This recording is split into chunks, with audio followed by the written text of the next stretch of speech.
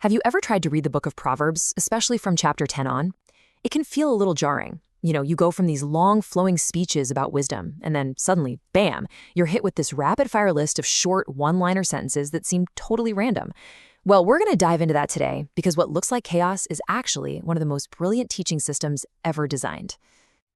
Yeah, it's a feeling I think we've all had.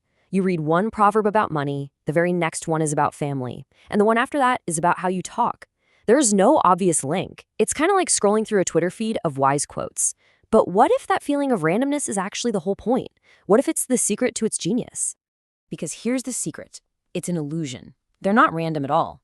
These proverbs are meticulously designed, like tiny little puzzle pieces, all meant to rewire how you see the world.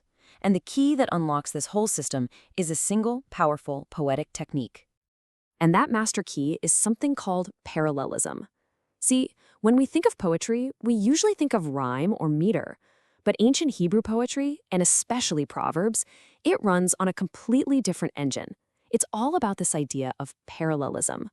So here's the basic idea. Almost every single proverb is made up of two lines, right? But they aren't two separate thoughts. They're designed to be held together in your mind, forcing you to see how that second line comments on, or contrasts with, or completes the first one. The real magic, the actual teaching, it happens in that little gap between the two lines. It happens in the comparison your brain is forced to make. And Solomon uses this in a few really distinct ways. Let's check out his favorite technique first. This first one is called antithetic parallelism, and it is all about contrast. Just look at this proverb. A wise son brings joy to his father, but a foolish son brings grief to his mother. You see it right there? Joy versus grief. Wisdom versus foolishness. That sharp contrast practically burns the lesson into your memory by showing you two paths and two very different outcomes. Okay, next up, Solomon uses what's called synonymous parallelism. This is where the second line reinforces or builds on the first one. For example, the mouth of the righteous is a fountain of life, but the mouth of the wicked conceals violence. See, that second line doesn't just repeat the idea, it actually deepens it. It shows you the life-giving power of good words by setting it against the destructive potential of evil ones. And finally, there's synthetic parallelism. This is where the second line completes the thought of the first, usually showing a clear cause and effect. Take this one. Lazy hands make for poverty, but diligent hands bring wealth. It's just a perfect, self-contained lesson on the consequences of our actions. Simple, direct, and powerful. So now we've seen the what, the mechanics of it, but let's get into the why. Why is this so genius? Because this isn't just clever wordplay. This structure is profoundly effective, both for how our brains are wired and for the deep theology it's teaching. I mean, really, why go to all this trouble? Why not just write out a list of rules? Do this, don't do that. Well, it's because this two-line method is engineered to do something way more transformative than just give you information. And what's so wild is that modern cognitive science actually confirms the genius of this ancient method. We now know that our brains are literally wired to remember information better when it's put in stark contrast.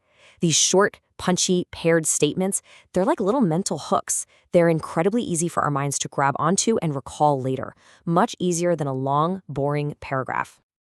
And you've got to know this is absolutely intentional. The form isn't just for decoration, it's functional. These are little packets of truth, perfectly engineered so you can carry them around with you for your entire life. But as incredible as it is as a memory tool, that's really only scratching the surface. This structure is doing something much, much deeper.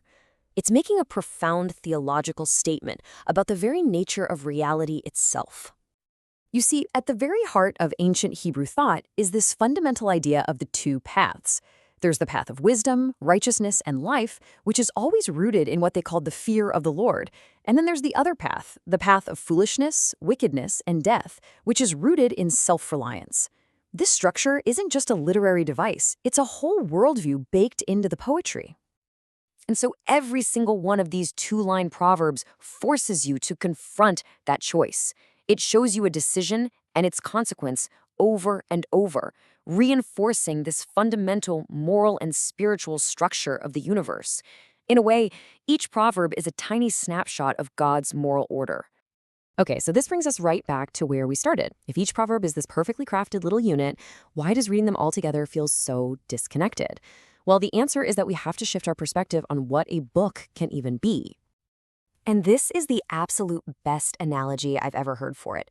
Think of it like a collection of diamonds. You'd never look at a tray of beautiful diamonds and complain that they aren't all strung together on one necklace, right? Of course not. You admire each one for its unique cut, its unique brilliance, all while knowing they come from the same source. And that is the perfect way to see the book of Proverbs. Each proverb is a self-contained gem, a little piece of truth that shines all on its own. But when you hold them all together, they form this stunning, coherent picture, a complete vision of a life that's aligned with God's wisdom. So as we start to land the plane here, let's just pull it all together. Let's summarize the absolute genius of what Solomon has done here, because it's a method that is as beautiful as it is effective.